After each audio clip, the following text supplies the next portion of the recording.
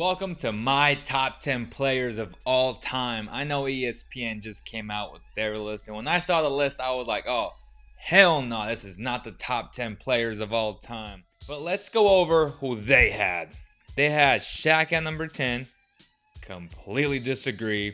Kobe at number 9, completely disagree. Tim Duncan at number 8, completely disagree. Larry Bird at 7.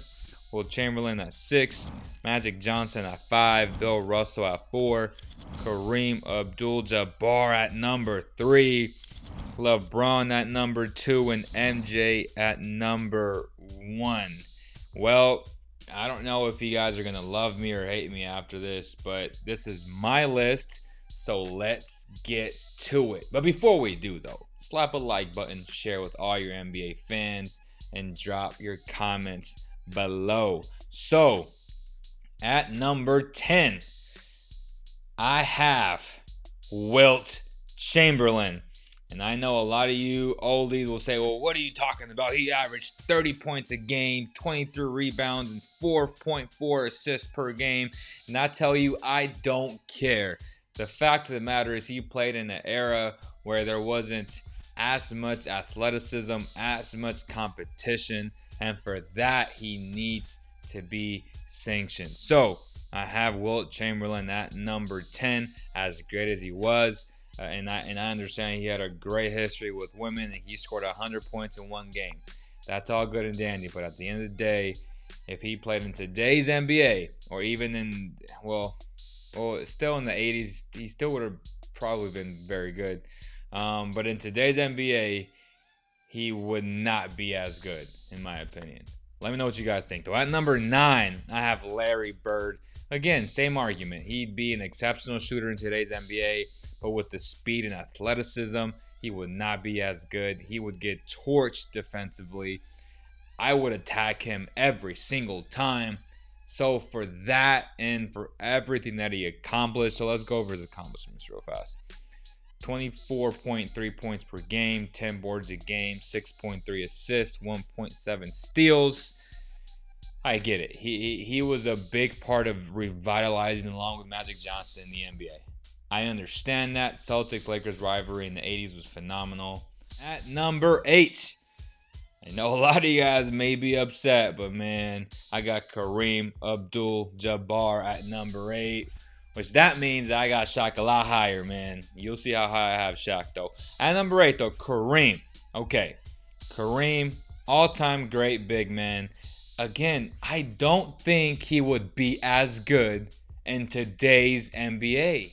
You're put in a bad situation against great guards, which they didn't have that many great guards with so much skill, who can just pop from anywhere, who can play in the pick and roll, who have an insane handle nowadays, who have just insane speed and bursts.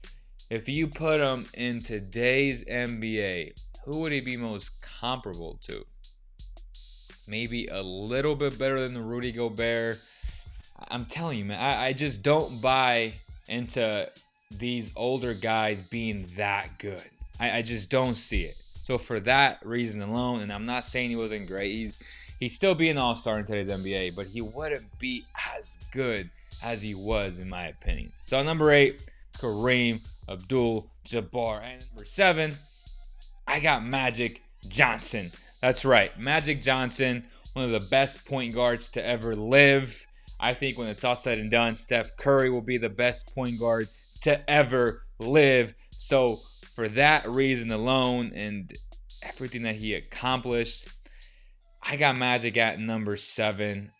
I don't think that's low. I don't think that's high. I think that's just about right. Magic Johnson at number 7. At number 6, I got Kobe Bean Bryant. Rest in peace, man. I love you. You meant so much to the game of basketball. Magic has said himself, the greatest Laker of all time, without question.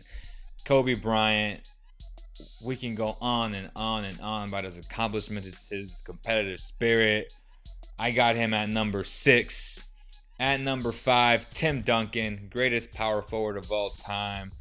Timmy Duncan, to me, he proved he was phenomenal in the early 2000s. He was still balling in the late 2000s, winning NBA championships. This dude is an all-time great. Would have been great in every single era without question. And he's so undervalued, underrated, whatever you want to call him, underappreciated. Tim Duncan, top 5 players of all time without question. At number 4, you got to go with Bill Russell. I mean, the dude won so many championships. It was ridiculous. So Bill Russell averaged 15 points, 22 rebounds a game, and 4.3 assists. 22 rebounds a game. He won a lot of championships. 11 titles in 13 years is insane. For that alone, you got to put him in the top 5. So I got him in my top 4, Bill Russell.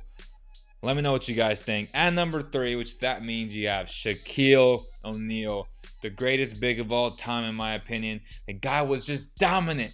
We have never seen a force like Shaquille O'Neal. We'll never see it again. For that reason alone, Shaq is my number 3 player of all time. At number 2, King James, LeBron James. LeBron James, man, I mean, come on. Do I have to say much more? The dude is an activist, a great businessman, great basketball player. You can make an argument for being the GOAT, but Michael Jordan, I believe he would have been phenomenal in today's NBA as well. He probably would have been averaging like 35, 36 points a game. Would have been great defensively. MJ at number 1 without question. It's tough, man. Like, LeBron is so good. He's right there. And maybe if he wins 2 more championships, we can start putting him in that MJ. You know what? If he wins 2 more championships, he's the greatest of all time, without question. But I don't think he'll win 2 more championships. So for that reason alone, he's number 2, and MJ is number 1. What do you guys think? Let me know in the comments below. Am I disrespecting some of these guys, or am I right? I believe I'm right, because a lot of these dudes are extremely overrated, and a lot of these older guys or NBA fans will be like, you didn't watch them play, blah, blah, blah, blah, blah. But I'm like, yeah, man, but today's athlete is so different, man. It's just so much more speed, athleticism, and they didn't have that back then. And for that, you have to knock them for that. I'm sorry. You have to. They would not be as good in today's NBA where the 3 is so valuable, man. So I'm not disrespecting their greatness. I'm just saying in the top 10 list where it can go either way, honestly. It's all preference at the end of the day, right? This will always be subjective. But when I saw that list, I said, man, we got to put some emphasis in today's NBA and in the greatness of a Tim Duncan, Shaquille O'Neal, Kobe Bryant, man.